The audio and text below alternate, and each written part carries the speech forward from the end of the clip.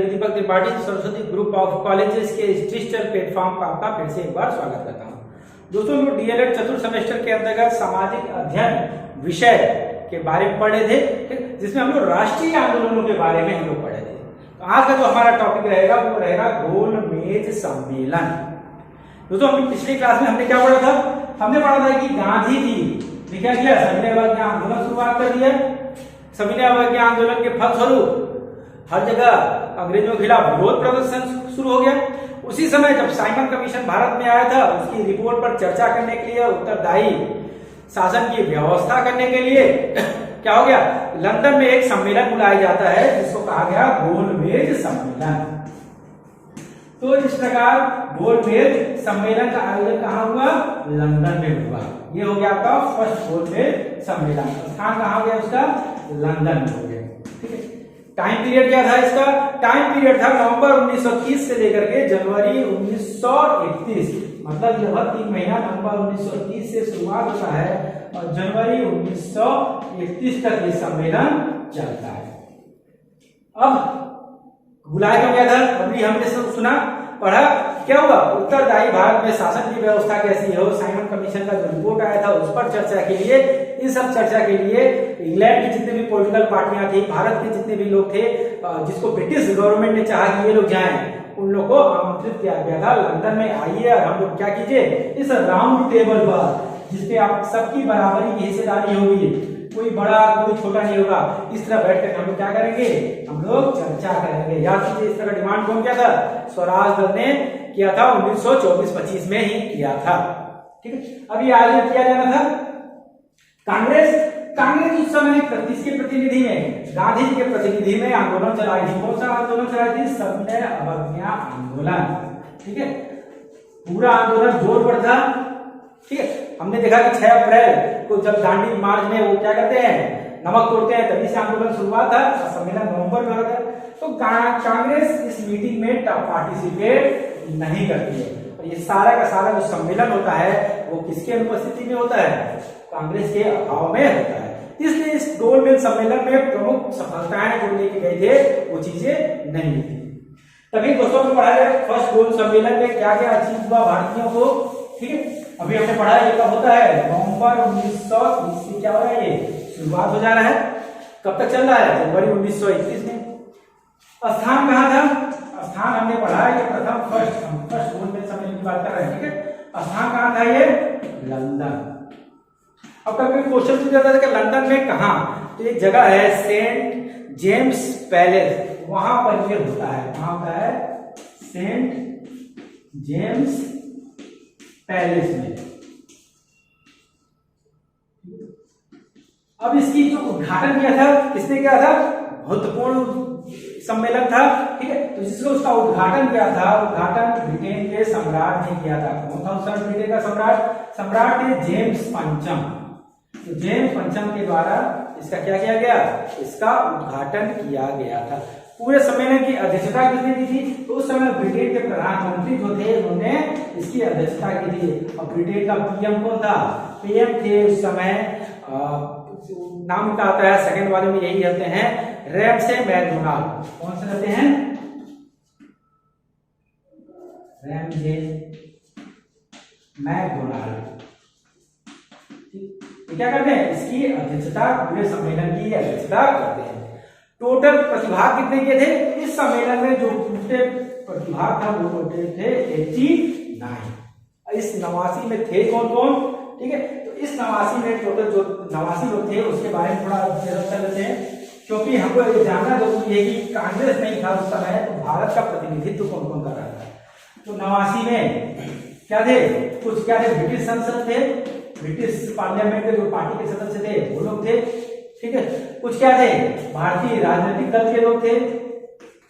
राजनीतिक दल के लोग थे, जैसे क्या हो गया? हिंदू महासभा हो गया, मुस्लिम लीग हो गया। ठीक है। सिखों का अलग हो गया, ईसाइयों का अलग हो गया, और दलित वर्ग उनके लिए अलग हो गया। ठीक है। और कौन था? देसी रियासतें थी। जैसे लगभग 16 नवाब यहाँ पर पार्टिसिपेट करने के लिए, जो छोटे मोटे जो भारत में देसी रियासतें थी, ये सभी लोग टोटल 89 में ये सभी लोग बैठते हैं और मीटिंग करते हैं। मुस्लिम लीग का जो प्रतिनिधित्व कर रहे थे हम जो बड़े नेता थे आगा खान, मोहम्मद अली जिन्ना, वो लोग थे। दलित वर्ग का प्रतिनिधि कौन कर रहा था? दलित वर्ग का प्रतिनिधि डॉक्टर अम्बेडकर कर रहे थे, बी आर अम्बेडकर कर रहे थे। हिंदू महासभा से 2 लोग पहुंचे थे, जयकर जी पहुंचे थे, हम देखते हैं, और एक साथ में और लोग थे। जयकर यही हैं जो क्या आगे चलते क्या करते हैं, गांधी इरविन के समझौते के समय में वो गांधी जी को मनाने का जिनको कार्य सौंपा गया। तो ये लोग बैठ करके मीटिंग करते हैं और मीटिंग में कुछ खास प्राप्ति नहीं होता है, कुछ चीजें मांग उठती हैं। जैसे क्या होता है कि भारत में संघ की स्थापना किया जाए, ठीक है, ज्यादा से ज्यादा प्रतिनिधित्व दिया जाए, प्रांतों को प्रतिनिधित्व दिया जाए, केंद्र को प्रतिनिधित्व दिया जाए। उधर दलितों के लिए स्पेशल विशेषाधिकार की मांग डॉक्टर बी आर अम्बेडकर करते हैं। कुल मिला के ये जो बैठक था ये क्या था, कोई उद्देश्य प्राप्त नहीं कर पाता है। कारण क्या था कि इसमें गांधी जी नहीं थे। तब ब्रिटेन की संसद के द्वारा, प्रधानमंत्री के वहां के द्वारा, रैमसे मैकडोनाल्ड के द्वारा तत्कालीन जो भारत के व्यवसाय थे उन पर ये प्रभाव डाला जाता है, दबाव डाला जाता है कि अब गांधी जी को मनाइए और वो क्या करें, द्वितीय गोलमेज सम्मेलन में प्रतिभाग करें। तब हम देखते हैं कि गांधी इरविन के बीच बातचीत होता है, गांधी को जेल से रिहा करता है, गांधी इरविन समझौता होता है, ये सब चीजें होता है। उसके बाद इरविन का ट्रांसफर हो जाता है, ठीक है, इरविन चेंज हो जाते हैं। भारत में नए वायसराय आते हैं। कौन आते हैं? वेलिंगटन। कौन आता है भारत में वायसराय? वेलिंगटन, ठीक है, ये नए वायसराय आते हैं। भारत में इधर परिवर्तन हो गया। उधर गांधी जी गांधी इरविन समझौते के फलस्वरूप डिसाइड करते हैं कि वो क्या करेंगे, द्वितीय गोलमेज सम्मेलन में प्रतिभाग करेंगे। तो द्वितीय गोलमेज सम्मेलन शुरू हो जाता है, ठीक है। कहाँ शुरू होता है? वहीं पर जहां पर पहला सम्मेलन हुआ था। कहाँ पर हुआ था? लंदन में, ठीक है। किस जगह हुआ था? सेंट जेम्स पैलेस में, स्थान वही रहता है, ठीक। इसका टाइम पीरियड क्या रहता है? इसका टाइम पीरियड देखिए, शुरुआत होता है सितंबर 1931 से लेकर के कब तक चलता है? ये दिसंबर तक चलता है। ये सितंबर से शुरुआत, 1921 से शुरुआत होता है, कब चलता है? दिसंबर 1931 तक इस सम्मेलन चलता है। कहाँ चल रहा है? लंदन में चल रहा है। प्रतिभाग कौन कर रहा है? गांधी जी प्रतिभाग कर रहे हैं। इसके अलावा हम देखते हैं कि अलग अलग गांधी जी पूरे कांग्रेस का प्रतिनिधित्व कर रहे हैं। भारतीय महिलाओं का प्रतिनिधित्व कौन कर रहा है? सरोजिनी नायडू कर रही हैं, जो कांग्रेस की उस समय वर्किंग कमेटी की तरफ से की गई थी, ठीक है। डॉक्टर भीमराव अम्बेडकर फिर दलितों का प्रतिनिधित्व करने के लिए आते हैं, और उनके अलावा कौन कहते हैं? मदन मोहन मालवीय जी पहुंचते हैं, ठीक। तो कई नेता, मोहम्मद अली जिन्ना, आगा खान जैसे लोग, सभी लोग पहुंचते हैं मीटिंग करने के लिए, लंदन पहुंच जाते हैं। ये थोड़ा लंबा चलता है, सितंबर से लेकर के दिसंबर 1931 में। गांधी जी यहाँ पर पहुंच करके कुछ अपनी, अच्छा, गांधी जी किस जहाज से गए थे? कभी कभी ये भी क्वेश्चन आता है, तो आंसर होगा राजपुताना। इससे गए थे? राजपुताना जहाज से गए थे। 7 तारीख के करीब ये शुरुआत होता है मीटिंग, और गांधी जी लगभग पहुंचते हैं। तीसरे 3-4 दिन बाद लगभग 12 सितंबर को गांधी जी राजपुताना जहाज से, पानी का जहाज रहता है, लंदन पहुंचते हैं। वहां पर जाते हैं, वहां पर वो अपनी डिमांड रखना शुरू करते हैं। गांधी जी की क्या क्या डिमांड थी, ठीक है। अब गांधी जी कहते हैं जो गांधी इरविन समझौता तैयार कीजिए, उसमें जो जो बातें हुई थी वही बातें गांधी जी यहाँ भी आके करते हैं। जैसे उन्होंने कहा कि भारत में क्या होना चाहिए? उत्तरदायी शासन सरकार की स्थापना होना चाहिए। तो उन्होंने उत्तरदायी शासन की बात उठाई। उन्होंने कहा कि जो उत्तरदायी शासन की बात कब उठेगी? जब वायसराय के अधिकारों में क्या होगा? कटौती होगा। उन्होंने वायसराय के अधिकारों की बात करती थी। उन्होंने प्रांतों को ज्यादा से ज्यादा स्वायत्तता की बात की। उन्होंने कहा कि पूरे के पूरे भारतीय जनता का प्रतिनिधित्व कौन करता है? पूरे भारतीय जनता की प्रतिनिधित्व करने वाली एकमात्र पार्टी है कौन? कांग्रेस, ठीक है। और इस कांग्रेस के में बात करना चाहिए, हमें छोटे मोटे जो दल हैं उनका बात नहीं सुनना चाहिए। जिसका विरोध कौन करता है? जिसका पुरजोर विरोध किया जाता है, किसके द्वारा? मुस्लिम लीग के द्वारा। ये कहते नहीं हम लोग मुस्लिमों का प्रतिनिधित्व करते हैं, ठीक है, मुस्लिम लीग के द्वारा। उसका विरोध किसके द्वारा था? उसके द्वारा दलित वर्ग का प्रतिनिधित्व करते थे डॉक्टर अम्बेडकर, ठीक है। तो दलितों के प्रतिनिधित्व के रूप में अम्बेडकर जी इसका विरोध करते हैं, ठीक है। इनका विरोध कौन करता है? इनका विरोध देशी रियासतें करती हैं। उनका ये मानना था कि कांग्रेस हमारे देशी रियासतों में कोई चुनाव लड़ती है तो ये देशी रियासतें इनका विरोध करते हैं, ठीक है। इनका विरोध कौन करता है? ईसाई करते हैं। इनका विरोध कौन करता है? कैथोलिक करते हैं। इनका विरोध कौन करता है? सिख करते हैं। और ये सभी मिलकर के क्या करते हैं? अपना एक अलग क्या करते हैं, मोर्चा खोल देते हैं गांधी जी के खिलाफ, वहीं पर गांधी जी का विरोध करने लगते हैं। मोर्चा क्या नाम रखते हैं ये लोग, अल्पसंख्यक मोर्चा।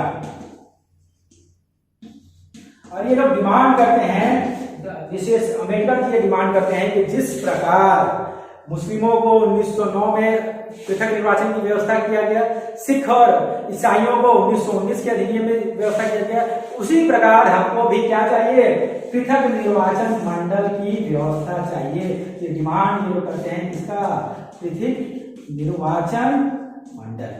अब गांधी जी को ये लगने लगता है कि ये तो हम लोग आए थे स्वाधीनता की बात करने के लिए, स्वराज की बात करने के लिए, उत्तरदायी शासन की बात करने के लिए, ये पूरा का पूरा मामला क्या हो रहा है, ये तो सांप्रदायिक पृथक सांप्रदायिकता हो जा रहा है, पृथक निर्वाचन की बात हो रहा है, यहीं पर लोग गुटबाजी शुरू हो गया है। तो गांधी जी को इस सम्मेलन से कोई भी आसान नहीं होता है। गांधी जी विरोध करते हैं, उनके विरोध करने के बावजूद भी कुछ मांगे मान ली जाती है इस सम्मेलन में।